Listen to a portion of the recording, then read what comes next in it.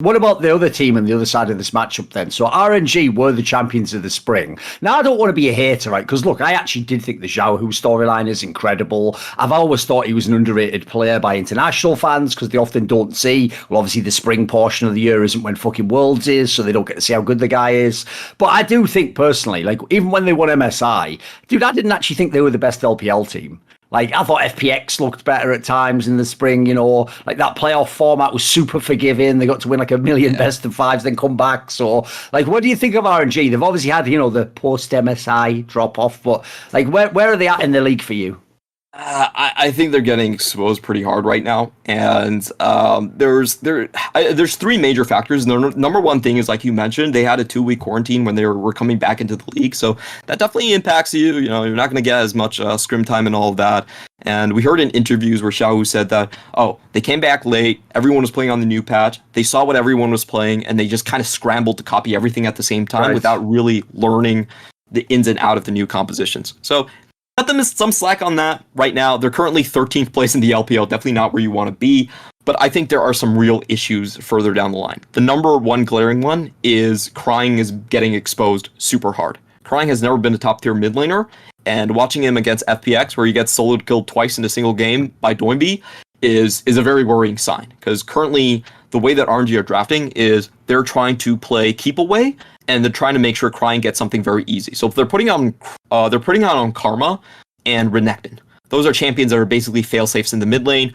1v1, you're not supposed to die on these things ever, and they're trying to give space for Gala. And that really brings me to my third spot where I think they're going to have issues, because in this meta right now, I don't think it's actually a very hospitable meta to backline carry sort of style team compositions.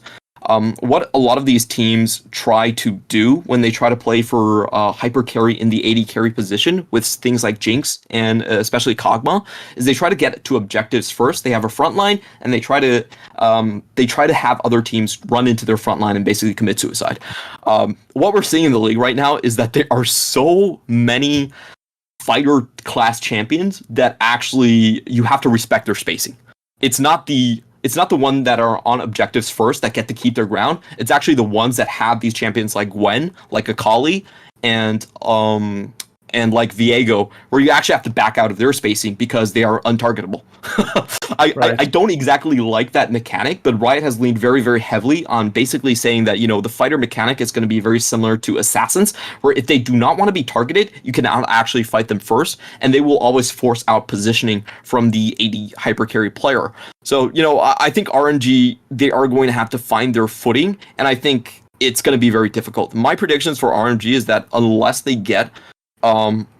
they're able to find like a top tier mid laner in the near future, they're probably not going to be able to repeat what they have done in spring. The golden rule probably ends here. Yes, I always tell people, like, the unfortunate part about the way League of Legends works, and listen, I've had some favourite players that were top laners, so I've been through the hard times. Mid lane will always be the most important role in the game.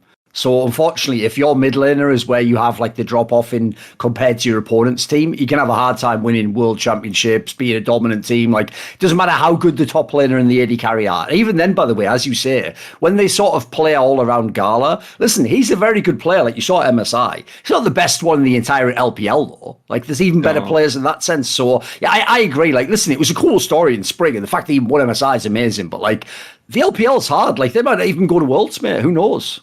Oh yeah, it's actually kind of difficult, and you know that kind of brings me to the general point of the league is that we're seeing the best mid laners actually climb to the top. I think the best indication of that is LNG's story. They went from a nondescript team to finally making sure that, hey, you know what? We should just give our best players the most dynamic picks. The Diana Yasuo game coming in from Icon and Tarzan was absolutely super fun to watch. They had enough firepower to basically kill entire backlines by themselves, and I think that's where the league is going. You know, Scout is rising up, Doinby is rising up. We're seeing Fofo, who I put as our best mid laner in the last split, actually climbing up to a 4th spot position as well. And we see the league with the jungle changes finally going back to I think what is the normal state of affairs, where mid lane is actually king once more.